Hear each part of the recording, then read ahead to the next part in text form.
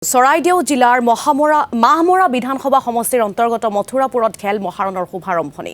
মথুৰাপুৰ ৰাজহুৱা খেলপথাৰত আনুষ্ঠানিকভাৱে খেল মহাৰণৰ শুভাৰম্ভণি কৰে সমষ্টিটোৰ বিধায়ক তথা মন্ত্ৰী যোগেন মোহনে। লাকুৱা উন্নয়ন খণ্ডৰ অন্তৰ্গত 6টা পঞ্চায়তৰ মাজত খেল মহাৰণৰ ভিন্ন প্ৰতিযোগিতা অনুষ্ঠিত কৰা হ'ব। খেল মহাৰণ উপলক্ষে পতাকা উত্তোলন, সাংস্কৃতিক শোভাযাত্ৰাৰ লগতে ৰাজহুৱা সভাও অনুষ্ঠিত কৰা হয়।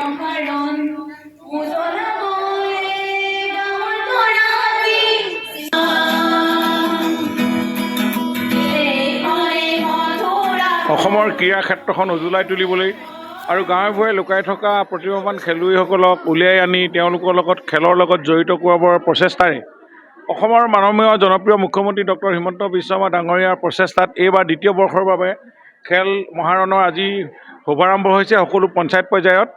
আমি চৰাইদেউ জিলাৰ মাহমৰা সমষ্টিৰ অন্তৰ্গত আজি এই লাকুৱা খণ্ডৰ 6টা পঞ্চায়তৰ আমি আনুষ্ঠানিকভাৱে এই নিমুনাগড়ত আমাৰ আজি এই মথুৰাপুৰ এই ৰাজহুৱা খেলপথাৰত আমি পতাকা উত্তোলন 6টা জিপিৰ পতাকা উত্তোলন কৰিছোঁ।